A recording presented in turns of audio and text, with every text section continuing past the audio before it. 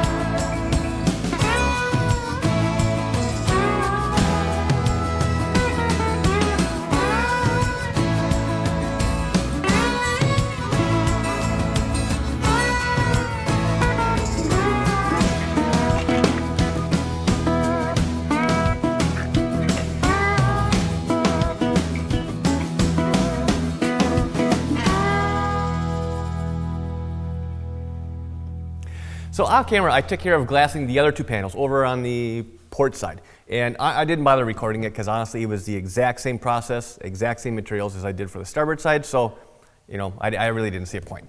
But before we move on to something else, I want to take a second and just kind of address some of the little wiggly bits or details of, you know, questions that I know that people are going to be asking, because the first question I know is going to be coming up is how much resin did I actually end up going through to glass these panels?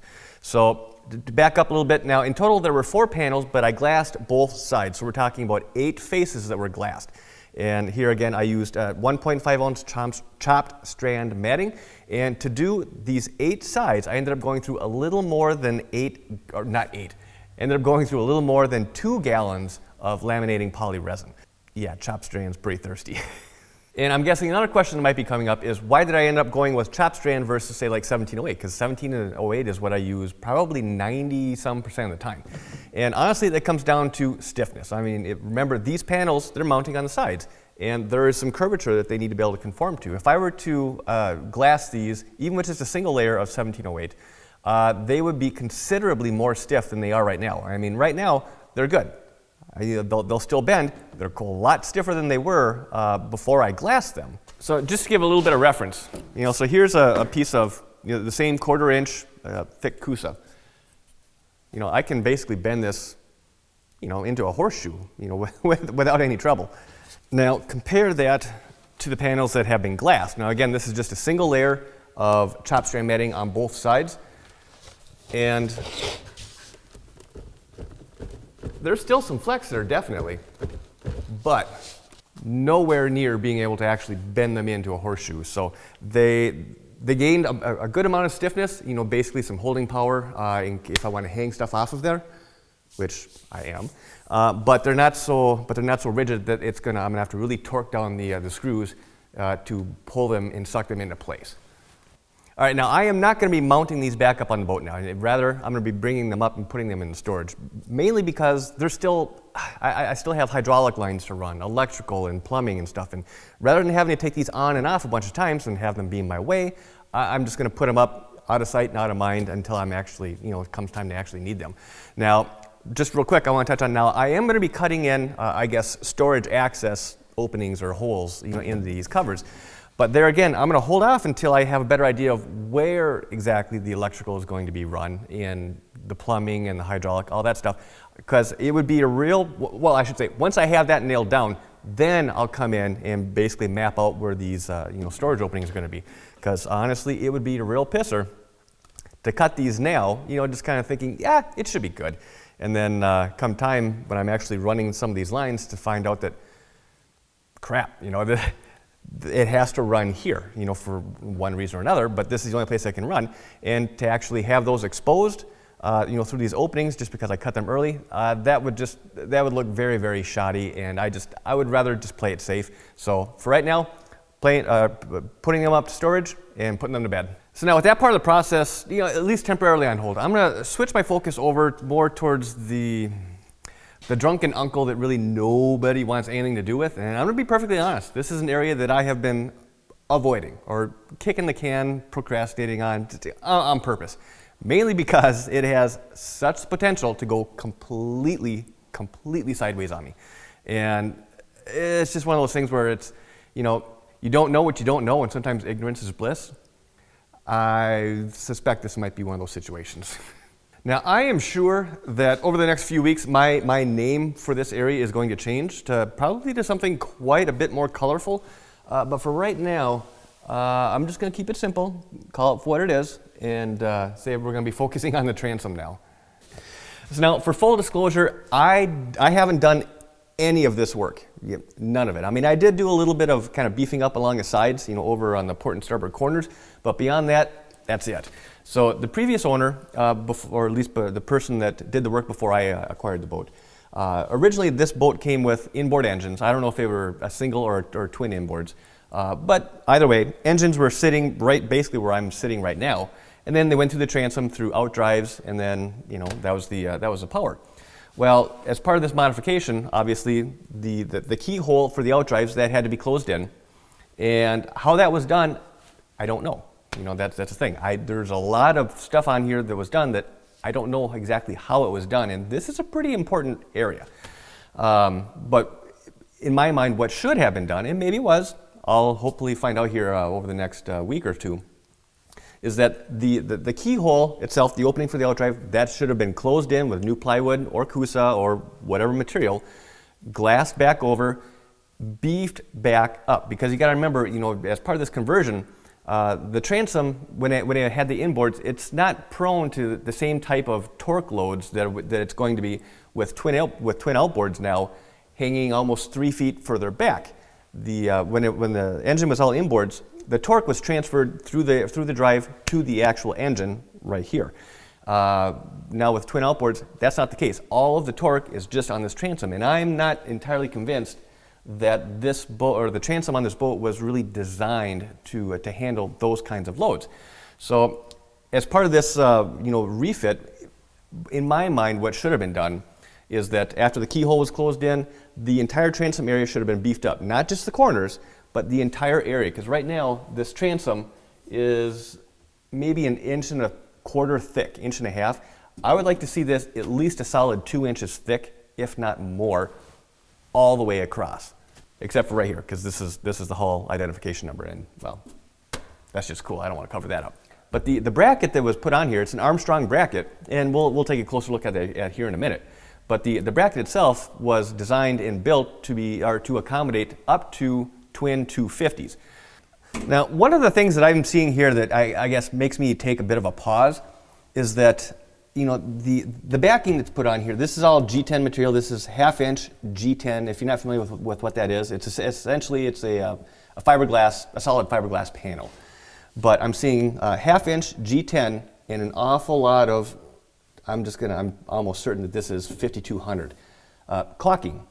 Now, if this area was done the way that some of the other areas further forward were done, there really was very little glasswork done. Essentially, they relied on the 5200 to act as the, I guess, the strength of the fiberglass and the resin. And in my opinion, that's just not how you do something like this.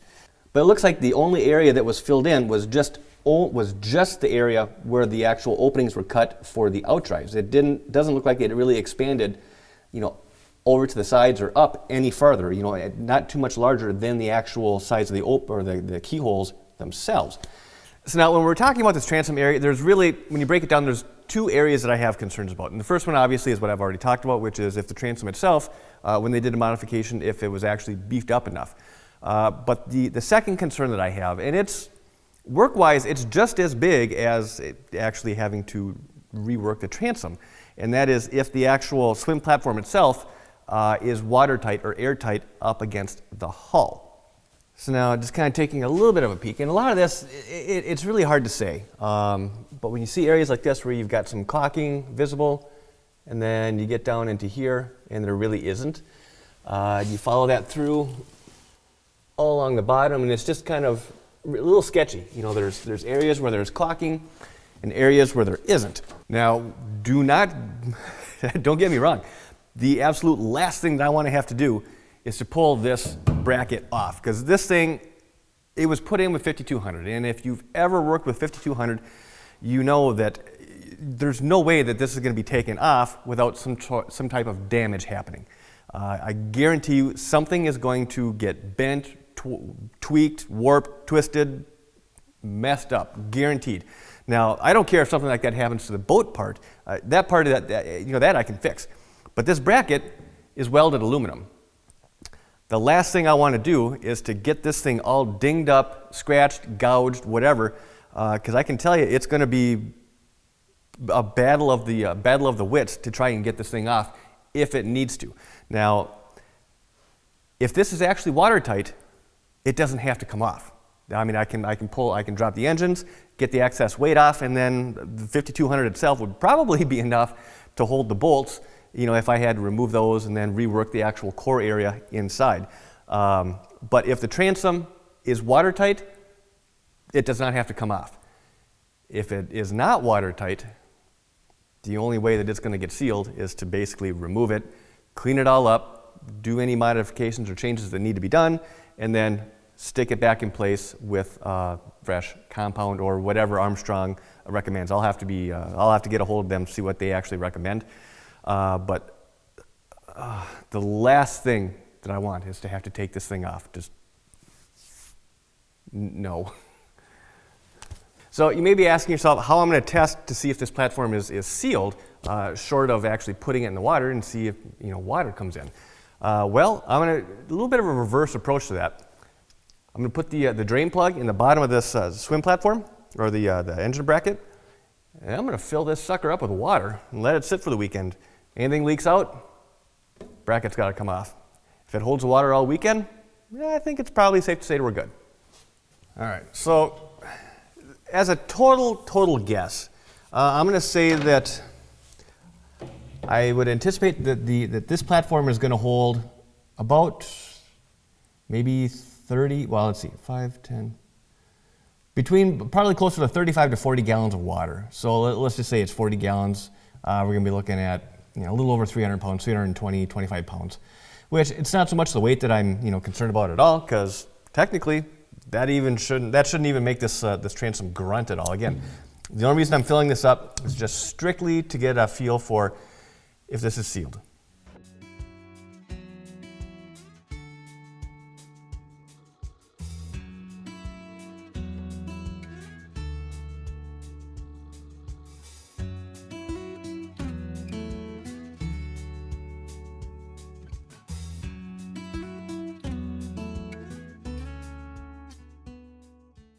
So at this point, I'm just going to let this bracket finish filling up with water, and then I'm going to let it sit, well, at least throughout the weekend. So I think for right now, this is going to be a good time to end this video because, well, As always, I hope you enjoyed this video, and if you did, please hit that thumbs up button. If you're not already subscribed, hit that subscribe button and the little notification bell. Thank you in advance. I'd love to have you on board. If you have any questions, comments, you can leave those down below. And as always, thank you for your time.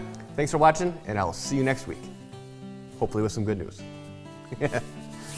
This has been a Boatworks Today production.